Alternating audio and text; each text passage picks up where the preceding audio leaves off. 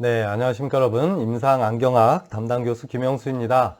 지금부터 임상안경학 10주차 1차시 수업 내용에 들어갈 텐데요. 이번 주에는 문제풀이를 해볼까 합니다. 몇 주 동안 지금 문제풀이 계속 하고 있는데, 대면 수업이 됐든 비대면 수업이 됐든 지금 여러분들에게 어떤 이론적인 내용을 막 정리해주기보단 가장 효율적인 방법을 선택하고 있다고 생각이 듭니다. 나 개인적으로는. 그래서 많은 문제를 좀 풀어보고 또는 많은 문제를 풀진 않더라도 하나의 문제를 풀더라도 그 안에 내포하고 있는 다양한 문제들을 유추해서 여러분들이 이러한 문제풀이에서 나왔던 문제는 안경사 국가시험에 동일하게 출제되지는 않으니까 단순하게 문제풀이하는 데만 급급하지 말고 이 문제 안에 내포되어 있는 출제자의 의도, 또 이러한 문제가 어떠한 형태로 변형이 될 수 있는지 그런 관점에서 내 수업을 들어주었으면 좋겠습니다. 자, 이번 시간에는 콘택트 렌즈와 안광학 기기와 관련되는 문제를 몇 가지 풀어볼 거고요.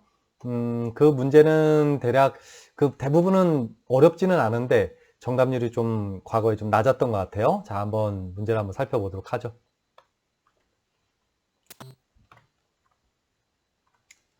자, 첫 번째 문제는 콘택트 렌즈와 관련된 문제입니다. 각막의 형상의 특성에 대한 설명으로 옳은 것은 정답률이 2명밖에 안 되네요. 왜 이렇게 낮은지 모르겠지만 한번 살펴봅시다. 각막에 대한 내용이에요. 사실 이거는 어떻게 보면 콘택트 렌즈와 관련된 문제라기보다는 식이해부학과 관련되어 있는 문제라고 봐야 되는데 어쨌든 콘택트 렌즈와 연결돼서 이 문제가 나왔습니다. 자, 각막은 투명하고 여기까지는 맞는 말이죠. 그죠? 각막이 불투명하면 안 되잖아요. 망곡도가 작다. 글쎄, 망곡도가 작다. 각막이 투명하다는 것까진 맞는데 망곡도가 작다, 크다? 이건 사실 기준점이 좀 애매하긴 한데 일단 물음표를 한번 이렇게 쳐놓고 한번 봅시다. 자, 2번. 각막의 직경은 정확하게 측정하기 어렵다. 이 말은 어떻게 생각하나요? 맞는 것 같아요? 아니면 틀린 것 같은가요? 각막의 직경은 일반적으로 12mm 정도 되는 것으로 알려져 있고요. 그런데 실질적으로 각막은 투명하기 때문에 이 투명한 각막의 직경을 측정하기는 거의 불가능합니다. 사람의 각막을 칼로 딱 잘라내서 자로 잰다면 측정할 수 있지 않을까 생각하겠지만 어찌됐든 거의 이런 관점에서 봤을 땐 거의 불가능하다고 봐야 되겠죠. 따라서 우리가 콘택트 렌즈를 처방할 때 기본적으로 HVID라고 하는 가시 홍채 직경을 측정하죠. 그것도 일반적인 그냥 가시 홍채 직경이 아니라 요 H가 의미하는 건 호리지널, 수평 방향을 의미하니까 수평 방향의 가시 홍채 직경을 측정하고 있습니다.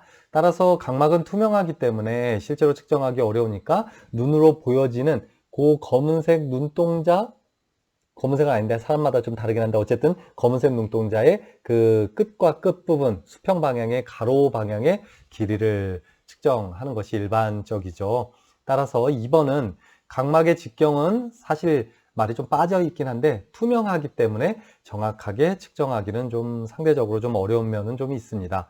따라서 얘는 일단 맞는 것 같아요. 1번은 사실 좀 모르겠고. 자, 3번. 여기 가시홍채 직경이 나오네요. 그죠? 가시홍채 직경도 수평 방향의 가시홍채 직경을 측정한다고 했죠. 그 이유는 뒤에서 또 설명하겠지만 어찌됐든 가시홍채 직경 HVID Horizontal Visible Iris Diameter 해서 수평 방향의 가시홍채 직경 측정하는 것은 각막의 직경과는 반비례한다. 그러니까 가시홍채 직경을 측정하면 가시홍채 직경이 예를 들어서 12mm가 측정되었고 또 어떤 사람은 14mm가 측정되어 있다라고 가정해 봅시다. HVID 가시홍채 직경이 그렇다는 얘기예요. 그러면 반비례한다는 얘기는 그럼 실제 각막의 직경이 예를 들어서 얘는 10mm이고 커졌으니까 얘는 8mm 이렇게. 그러니까 가시홍채 직경이 크기가 커지면 반대로 실제 각막의 크기는 작아진다? 이건 말이 완전 안 맞는 말이잖아요. 반비례한다는 말은 지금 이런 상황이잖아요. 그러니까 가시홍채 직경이 크게 측정되면 측정될수록 실제 그 사람의 각막의 직경은 작다.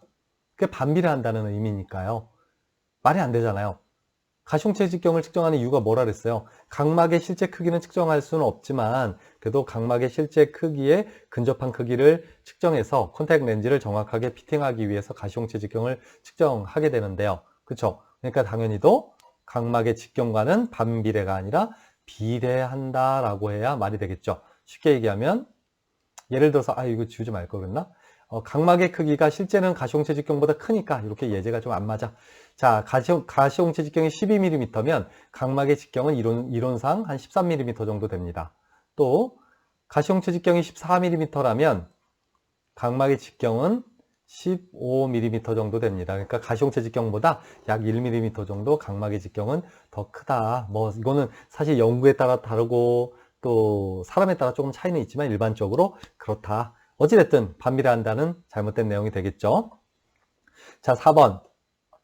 각막은 수직 방향이 수평 방향보다 약간 더 길다.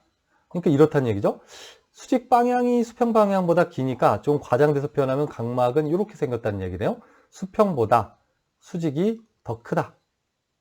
근데 내가 아까부터 이 가시홍채 직경을 얘기할 때 계속 수평 방향의 가시홍채 직경을 측정한다라고 계속 얘기하고 있죠.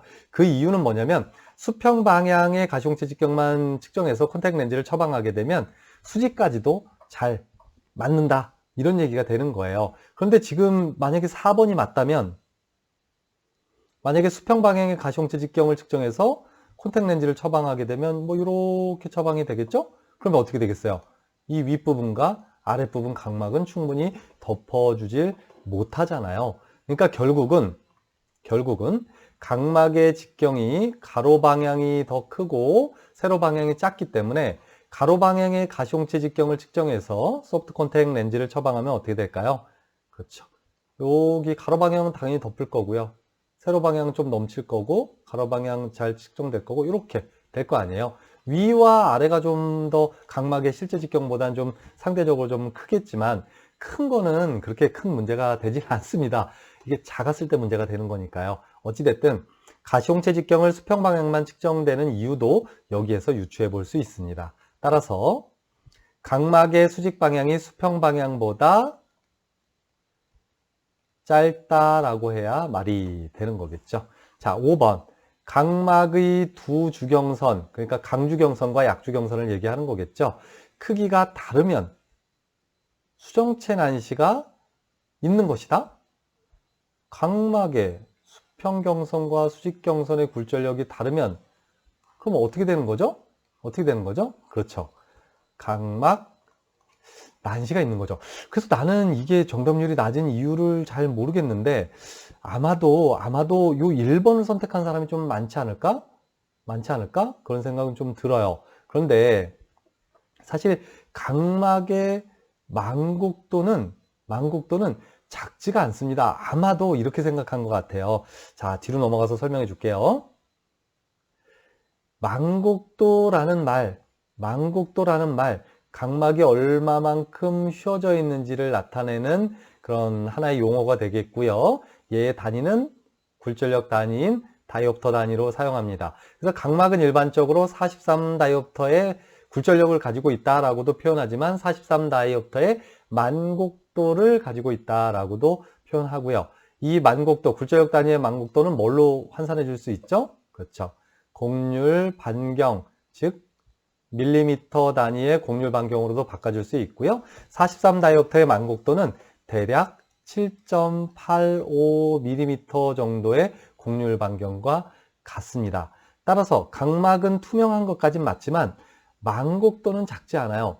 생각보다 만곡도가 커서 여러분들이 이렇게 눈을 옆에서 보면 각막이 어떻게 생겨 있어요? 앞쪽으로 이렇게 좀 돌출돼 있잖아요. 그죠? 옆에서 이렇게 보면 돌출돼 있잖아요. 그리고 앞으로 이렇게 많이 휘어져 있고요. 그래서 만곡도는 크다라는 것이 말이 되겠고요. 또 이런 말도 말이 돼요. 만곡도 대신 뭘 쓸 수 있을까요?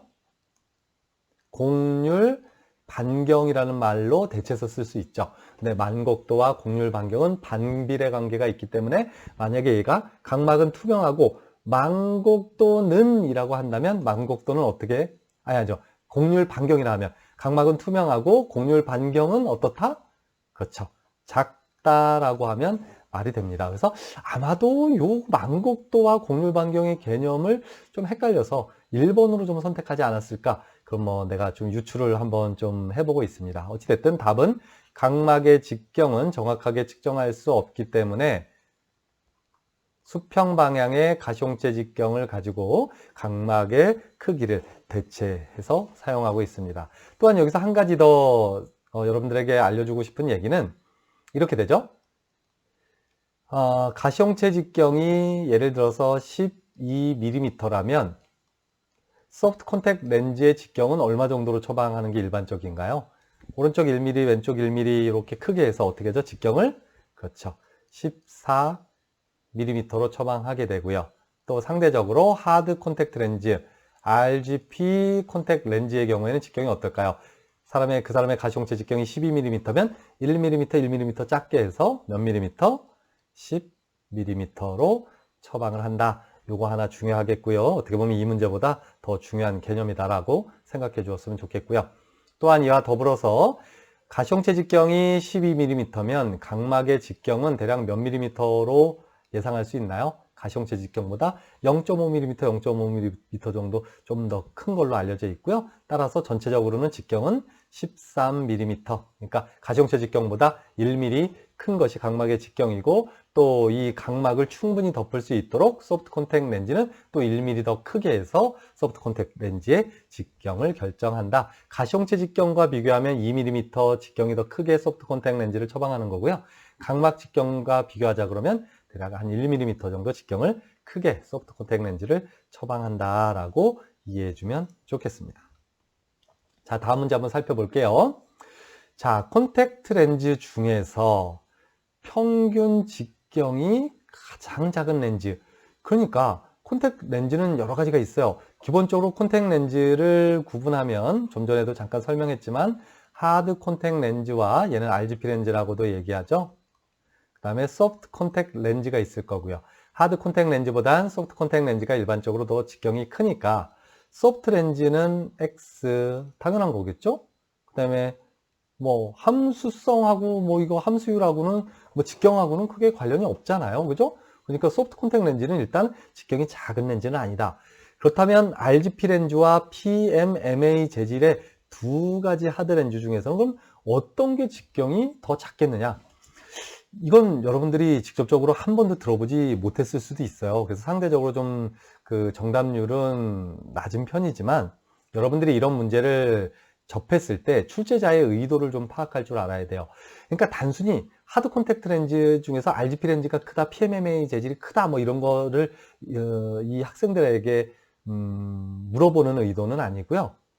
두 개의 렌즈의 차이점을 구분할 수 있는가, 또 안경사라면 두 개의 렌즈를 어떤 방식으로 처방을 해야 올바른지를 알고 있는가, 이런 문제라고 생각하면 좋을 것 같고요.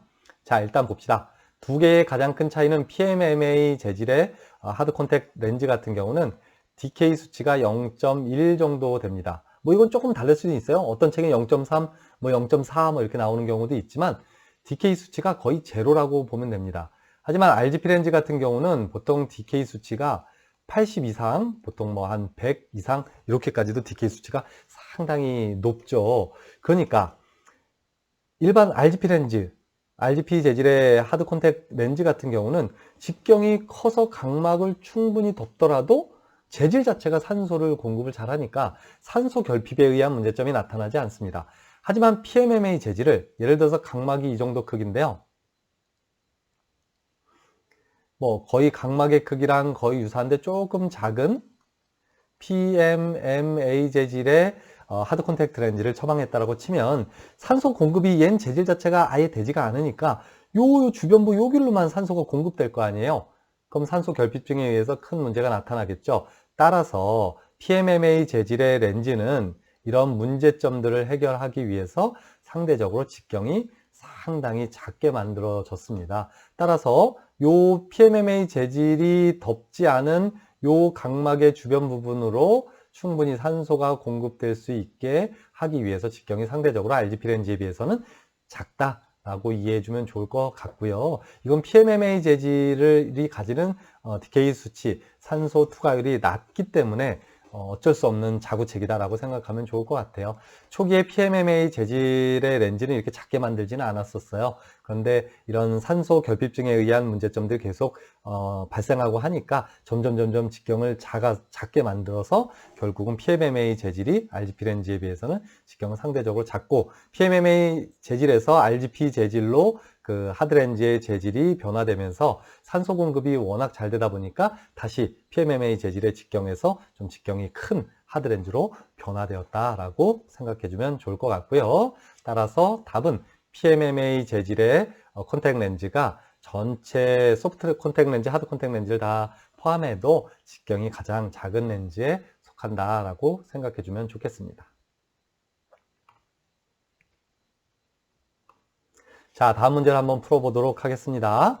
이번에는 콘택 렌즈의 관리 용액과 관련되어 있는 문제네요. 급격한 pH의 변화를 막아주기 위한 화합물. 그러니까 콘택 렌즈의 관리 용액, 콘택 렌즈를 세척하고 또 뭐 헹구고 보존하고 이런 기능을 가지고 있는 이런 관리 용액, 또는 뭐 식염수까지 포함해서요. 식염수는 헹구맥이잖아요. 이런 모든 용액은 산도를 조절할 수 있는 그런 성분들이 포함되어 있습니다. 왜 그러냐면 이 관리 용액의 산도가 눈물의 산도와 맞지 않으면 그 관리 용액으로 세척한 렌즈를 착용하게 되면 눈에 따가움 또는 뭐 통증 이런 것들을 느낄 수밖에 없거든요. 그러니까 이 pH라는 건 우리말로 하면 산도, 미안해요. 산도, 다른 말로 산성도라고 표현하고요. 우리 눈물의 산도는 7.3에서 한 7.5, 요 정도의 약한 알칼리성의 성질, 산도를 가지고 있습니다. 뭐가? 우리의 눈물은. 따라서 콘택 렌즈의 관리 용액도 이렇듯 pH가, 산도가 7.3에서 7.5 사이가 되도록 하는 성분을 넣어서 만들어야만 그러한 관리 용액을 가지고 세척한 콘택 렌즈를 착용했을 때 그런 따갑거나 눈의 통증을 잘 느끼지 않는다라고 생각해 주면 좋을 것 같고요. 여러분들이 눈에 안약을 넣어봤는지 모르겠지만 인공 눈물이 됐던 어떤 병이 있어서 항생제 성분의 안약을 넣었던, 아니면 녹내장이 있어서 녹내장을 치료할 수 있는 녹내장 치료제 안약 같은 것, 다양한 그런 안약들이 있는데요. 그런 안약을 눈에 넣었을 때 되게 따가움을 느낀다면 그 안약에 포함되어 있는 안약 성분의 그런 pH 산도가 나의 눈물의 산도와 맞지 않기 때문일 가능성이 상당히 높습니다. 따라서 A라는 인공 눈물을 썼는데 이런 문제가 발생했다. 그러면 B 또는 C라는 제품의 인공 눈물로 교체를 해주면 그런 문제점들이 좀 사라진다. 또한 관리용액도 마찬가지죠. A라는 관리용액, B라는 관리용액, C라는 관리용액, 회사에 따라서 다양한 관리용액들이 출시되고 있는데요. 어떤 손님에게 이런 관리용액을 추천해주고 콘택 렌즈를 판매를 했는데 그 사람이 다음날 와서 이 관리용액으로 렌즈를 세척하고 헹구고 끼게 되면 너무 눈이 따가워요. 이렇게 얘기한다면 그 관리용액의 pH가 이 사람의 눈물의 산도와 맞지 않는다.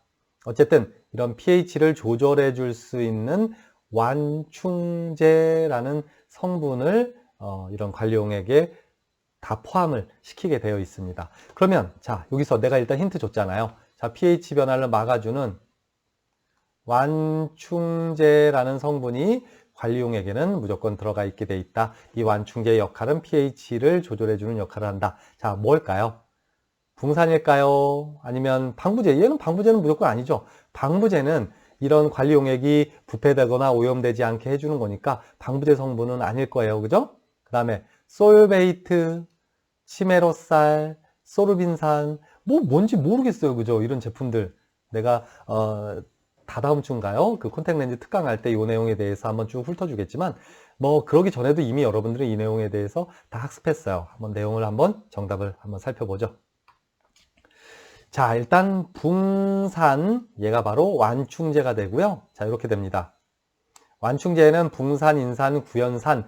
여기 보면 여러분들 요 산, 이런 것들이 산도를 조절한다고 생각하면 좋을 것 같아요. 그래서 뭐 여러분들 염산 뭐 이런 거 알잖아요. 아주 산도가 아주 강한 거, 뭐 이런 거 알잖아요. 이런 그러니까 산도 이렇게 생각해 주면 좋을 것 같아요. 따라서 여기선 두 가지를 알아야 되겠죠. pH의 변화를 막아주는 것이 완충제라는 것을 알아야 하지만 설사 얘를 모르더라도 pH가 산도라는 것만 알면 그래?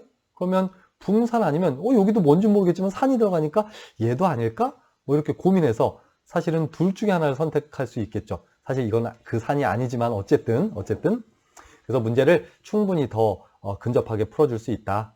자, 첫 번째 줄에 이것도 한번 살펴봅시다. 그러면 이런 관리용액에는 단순히 pH를 조절해 줄 수 있는 완충제만 들어있냐? 그렇지 않습니다. 삼투압 조절제인 염화나트륨 0.9%의 염화나트륨도 들어있다. 이건 무슨 얘기냐면 우리 눈의 각막에 눈물로부터 수분이 공급되고요. 실질로 각막의 기질로요. 또 방수로부터 대량의 눈물이 각막의 기질로 공급된다는 건 여러분들 알고 있잖아요. 그래서 각막이 78%의 수분을 일정하게 유지해 주기 때문에 각막은 투명한 거고요. 이렇게 각막의 기질 쪽으로 눈물이 공급할 수 있는 그런 힘은 두 가지가 있습니다. 첫 번째, 에너지를 사용하지 않는 삼투압에 의해서 자연스럽게 눈물이 각막으로 들어가고 각막에 눈물이 너무 많으면 각막 밖으로 배출하게 됩니다. 이건 에너지를 사용하지 않는 단순히 이런 삼투압이라는 압력에 의해서 왔다 갔다 눈물이 이동되는 거고요. 더 많은 양의 눈물이 공급되는 건 뭐에 의해서 공급되죠? 이게 뭡니까? 소디움, 포타시움 펌프, 나트륨, 칼륨 펌프라고 하는 이런 단백질 성분의 펌프가 각막 내피세포의 세포벽에 붙어 있고 얘는 에너지를 이용해서 그러니까 우리 눈의 각막의 내피세포가 공기 중에서 산소를 공급받고요. 또 방수로부터 포도당을 공급받아서 두 개, 산소와 포도당을 결합해서 포도당을 분해하는 당분해 작용을 하게 되고 이런 당분해 작용에 의해서 ATP라는 뭘 얻어요? 에너지를 얻게 되죠. 따라서 이 ATP라는 에너지를 갖고 이 나트륨, 칼륨 펌프를 돌려서 우리 각막의 방수로부터 수분을 공급하고 빼주고 이런 역할을 하게 됩니다. 어찌됐든 이런 내용들 줄거리도 쭉 알아야 되는데 얘가 두 번째예요. 그러니까 첫 번째는 삼투압에 의해서 수분이 공급되고 두 번째는 나트륨, 칼륨 펌프에 의해서 수분이 공급되는데요. 이때 만약에 어떤 관리용액의 삼투압이 우리 눈에 있는 눈물의 삼투압과 일치하지 않으면 어떻게 될까요? 과도하게 눈물이 각막으로 빨려 들어간다거나 아니면 각막 안에 있는 눈물이 비정상적으로 바깥쪽으로 막 빠져나오니까 각막이 탈수작용을 일으켜서 혼탁해질 수도 있고요. 또는 각막이 너무 많은 수분이 공급돼서 혼탁해질 수도 있습니다. 따라서 이런 문제를 막기 위해서 눈물의 삼투압과 이런 관리용액의 삼투압을 일치시켜서 눈에 형성되는 삼투압을 일정하게 유지시켜주고 변화가 나타나지 않게 만들어줘야 하는데요. 이러한 용액을, 이러한 성분을 우리는 삼투압 조절제라고 하고 0.9% 염화나트륨을 주로 사용하고 있습니다. 이런 내용들도 당연히 다 알아야겠죠. 자, 완충제 얘기했고요. 그 다음에 삼투압 조절제 얘기했고요. 자, 이번엔 방부제라는 것이 있습니다. 그러니까 기본적으로 관리용액에는 방부제가 충분히 포함되어 있어야만 결국은 어떤 이런 그 관리용액이 부패하지 않고 세균에 대한 저항성을 가지잖아요. 세균의 오염이 안 될 거 아니에요. 이런 성분이 솔베이트, 치메로살, 그 다음에 폴리쿼드, 다이메드 이런 네 가지가 중요합니다. 요거 솔베이트, 치메로살, 그 다음에 또 뭐 있어요? 폴리쿼드, 다이메드 뭐 이런 것들이 모두 다 방부제에 포함된다라고 보면 되겠습니다. 자, 마지막 이제 하나 남은 건 소르빈산인데요. 이 소르빈산은 이 솔베이트랑 똑같은 말이에요. 그래서 소르빈산이나 솔베이트나 똑같은 얘기입니다. 그래서 결국은 3, 4, 5번은 방부제에 해당되는 거고요. 또 요거 말고도 방부제 뭐가 있다고 했습니까? EDTA라는 성분도 방부제 성분이다. 뭐 이런 얘기도 했어요. 이 EDTA와 관련돼서는 사실 할 말이 상당히 좀 많아요. 그래서 나중에 또 추가적으로 하는데 어찌됐든 솔베이트, 치메로살, 소르빈산 뭐 이런 것들, 폴리카드, EDTA 이런 것들이 방부제 성분이다라는 것도 알아둘 필요가 있겠습니다. 자, 안광학기기와 관련된 문제 빠르게 풀고 수업 마무리 짓도록 하겠습니다. 자, 안저라고 하는 말, 이 단어의 이 문제의 핵심 키워드예요. 안저가 뭔지 모르면 이 문제를 풀 수 없죠. 그럼 예를 들어서 안저를 모른다고 해봅시다. 뭔지 모르겠지만 뭐를 관찰할 수 있는 안광학 기기를 찾으래요. 관찰할 수 있는 거 일단 안저를 모르는 상태에서 한번 풀어볼게요. 시야는 뭐 어떤 뭘 관찰하는 게 아니잖아요. 이 얼마나 넓게 볼 수 있냐 이 시야의 폭을 검사하는 거니까 얘는 아닌 것 같아. 그지? 검연기는 굴절 검사하는 거지 이게 뭘 관찰하는 건 아니잖아요. 그러니까 검연기 아니겠지? 일단 검안경은 뭔지 모른다고 일단 쳐도 굴절계는 뭐예요? 얘도 굴절 검사하는 거니까 2번이나 뭐 똑같잖아요. 굴절 이상도 검사하는 거니까. 각막 곡률계는 뭐예요? 각막의 곡률 반경을 검사하는 거니까 얘도 뭔가를 관찰하는 건 아니잖아요. 그럼 하나 남은 거 딱 검안경 남네요. 그럼 3번이 답이지 않을까요? 넘어가 볼까요? 이 정답률이 0이에요. 0. 내가 보기엔 이 안저라는 단어를 몰랐던 것 같아요. 자, 안저라는 거에 대해서 일단 먼저 설명을 드려볼게요. 자, 영어로 F-U-N-D-U-S fundus라고 합니다. 이거 정말 안과에 취업할 친구들은 이거 모르면 안 되는 단어예요. 안저라고 얘기하는 건 뭐냐면 눈 안쪽에 망막을 포함해서 눈 안에 있는 다양한 혈관이라거나 그 눈 안쪽을 들여다보면 그냥 망막만 있는 게 아니에요. 그죠? 혈관도 있을 수 있고요. 뭐 맥락막도 뭐 일부 뭐 보이는 경우도 있을 수 있고요. 뭐 시신경 유두도 있고요. 그렇죠? 이런 것들을 모두 포함해서 안저라고 얘기합니다. 안저. 얘는 뭐가 포함된다고요? 망막. 그러니까 눈 안쪽, 저 뒤쪽에 보이는 걸 얘기하는 거예요. 동공을 통해서 눈 안쪽을 들여다보면 보이는 거. 또 뭐? 망막, 혈관. 또 뭐가 있다 그랬어요?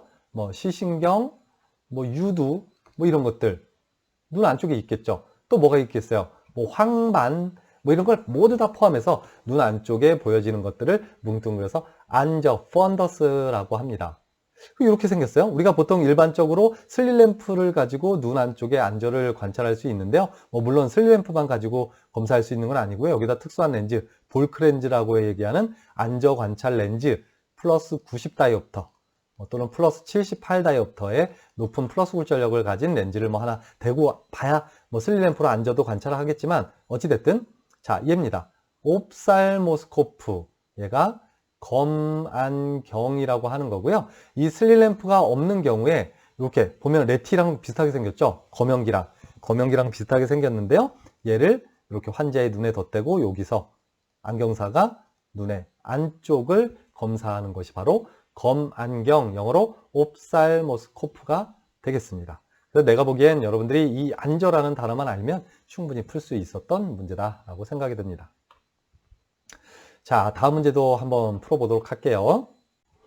자, 얘도 정답률이 0인데요. 이 안광학기에 관련된 건 사실 여러분들이 직접 많이 접해보지 못해서 이렇게 잘 못 맞추는 것 같아요. 일단 풀어볼게요. 자, 이번엔 색극등 현미경, 슬릿램프의 조명 방법, 조명법에 대한 얘기입니다. 각막의 전면과 후면의 상태를 관찰하기 위한 조명법이라고 얘기하네요. 조명법의 종류는 뭐 역반사 조명, 간접 조명, 직접 조명, 경면 반사 조명, 공막, 산란 조명 뭐 이런 것들이 있는데요. 자, 이 중에서 여러분들이 일단 아닌 것과 맞는 것을 골라야 되는데 실제로 뭐 아닌 것과 맞는 것을 구분하기 사실 조명법에 대한 모든 걸 이해하지 못하면 거의 불가능하다고 봐야 되죠. 자, 그럼 일단 답을 먼저 봅니다. 자, 봅시다. 각막의 전면과 후면을 본대요. 그러니까 여러분들 있잖아요. 슬릿램프로 콘택트 렌즈 시간에 이렇게 눈에 비추었을 때 어떻게 이렇게 흰색 띠가 하나 보였잖아요. 그죠? 이렇게 홍채가 보여지는데 이렇게 빛이 이렇게 휘어진 흰색 띠가 보여지게 되고요. 이쪽이 각막 상피부터 시작해서 각막 이렇게 내피까지 이렇게 층별로 볼 수 있게 되어 있잖아요. 슬릿램프를 통해서 보게 되면요. 그게 바로 직접 초점 조명법에 의해서 각막의 전면과 각막의 후면의 이런 구조물들을 관찰할 수 있는 조명이고요. 역반사 조명은 뭔가요? 홍채에다가 빛을 비춰서 반사되어 나오는 빛으로 각막의 병변 유무를 살피거나 또는 망막에다 빛을 비추었다가 망막에서 반사되어 나오는 빛을 가지고 백내장이라거나 각막의 혼탁 등을 관찰하는 그런 조명법이 되겠고요. 간접 조명법은 병변이 있는 주변 부분에 빛을 비추어서 그 빛이 비추어진 이 주변 부분에 빛이 반사되도록 만들어서 관찰하는 그런 조명법이 되고요. 경면 반사 조명법은 뭔가요? 경면 반사. 경면 뭐라 그랬습니까? 거울경자와 요 평평한 면자를 써서 거울면에서 빛이 반사되는 원리를 이용해서 조명법, 그러니까 그 각막이라거나 이런 구조물들을 관찰한다 그랬죠. 얘는 특히 각막의 내피 세포를 관찰하기 위해서 주로 사용되는 조명법이다. 공막 산란 조명법은 각막의 가장자리 부분에 공막에다 빛을 비추어서 얘가 각막의 안쪽으로 산란을 일으켜서 병변을 관찰하는 그런 조명법이다. 사실 조금 어렵긴 한데요. 어찌됐든 여러분들이 그거 하나만 쫙 머릿속으로 이렇게 기억했으면 좋겠어요. 각막을 슬램프로 이렇게 그때 관찰했을 때 콘택트 렌즈 실습 시간에 해봤잖아요. 그때 직접 초점 조명법을 이용해서 기본적으로 각막의 전면, 후면 또 각각의 그런 구조물들을 관찰했었죠. 자, 요 내용 한번 이렇게 쭉 정리하고 이 동영상 멈추고 한번 읽어봐요. 자, 다음 문제입니다. 이제 검영법과 관련되는 안광학기기 문제인데 정답률이 또 낮아요. 자, 검영법 초기에 수렴 광선속을 사용해야 할 눈은 일반적으로 검영법을 할 때는 모두 발산 광선을 이용해서 빛을 비춰가면서 검사를 하게 되고요. 중화, 동행, 역행 이런 내용이 책에 나오는 내용들은 모두 다 발산 광선속을 이용해서 검사했을 때로 전부 다 설명하고 있습니다. 그렇다면 언제 수렴 광선속을 쓸까요? 그러니까 어떤 사람이 이렇게 눈이 있고요. 여기 동공이 이렇게 있는데요. 여기다가 빛을 원래는 레티노스코프로 빛을 이렇게 넓게 비추어서 발산 광선으로 빛을 비추어가면서 검사를 하는데요. 아주 독특한 특별한 경우에는 빛을 수렴시켜서, 그러니까 동공이 이렇게 있으면요, 레티노스코프에서 빛을 이렇게 수렴되도록 비추어서 빛이 동공층에서 모여서 들어가도록 수렴시켜서 검사를 하고 있습니다. 이런 경우는 뭐냐면 이 사람이 고도 근시를 가지고 있다거나 고도 원시를 가지고 있다거나 이렇듯 굴절 이성도가 높은 경우에는 눈 안으로 들어갔다 반사되어 나오는 빛이 워낙 흐려서 동행이라거나 중화라거나 역행을 관찰하기가 상대적으로 정말 어렵습니다. 따라서 이럴 때는 빛이 모여서 들어가게, 예를 들어서 만약에 고도 근시나 고도 원시가 있는 사람에게 빛을 이렇게 발산시켜서 하게 되면 이 중에서 많은 부분은 눈 바깥쪽으로 다 벗어나고요. 실질적으로 눈 안쪽으로 들어가는 일부의 빛만을 가지고 반사되어 나오는 빛으로 동행, 역행, 중화 이런 것들을 판단하니까 사실 실질적으로 이 반사의 빛이 상당히 좀 적다면 관찰하기가 좀 어렵겠죠. 그렇죠? 그럴 때 수렴 광선을 쏘게 되면 어떻게 돼요? 이 레티로부터 나온 빛이 전부 다 100% 눈 안으로 들어가니까 반사되어 나오는 빛도 상대적으로 강하게 나오게 되니까 고도 근시나 고도 원시와 같은 이런 굴절 이상도가 높은 경우에 상대적으로 빛이 약해지는 그런 문제점들을 해결할 수 있겠습니다. 따라서 정답은 S 플러스 O 다이옵터에 교동할 수 있는 원시, 그러니까 즉 고도 원시, 이렇게 굴절 이상도가 높은 눈인 경우에만 특정 지어서 사실 수렴광선속을 사용하고 있고요. 대부분은 발산광선속을 일반적으로 사용하고 있다라고 생각하면 되겠습니다. 자, 동공이 작은 경우에도 사용할 수밖에 없겠죠. 그죠? 동공이 작으면 당연히 발산광선을 비추면 눈 안으로 들어가는 빛이 너무 작으니까 반사되어 나오는 빛이 너무 흐려서 이게 동행인지 역행인지 관찰하기 어렵겠죠. 자, 이렇게 해서 콘택트 렌즈 및 안광학기기 문제풀이를 마치도록 하겠습니다. 여러분들은 이 10주차 1차 시 이 내용을 통해서 콘택트 렌즈와 관련되어 있는 기본적인 내용과 안광학기기와 관련된 기초적인 내용을 풀어봤는데요. 이러한 내용을 응용해서 앞으로 치르게 될 모의고사 더 나아가서 안경사 국가시험에 좋은 성적을 받기를 바라면서 10주차 1차 시 임상 안경학 수업을 마치도록 하겠습니다. 안녕.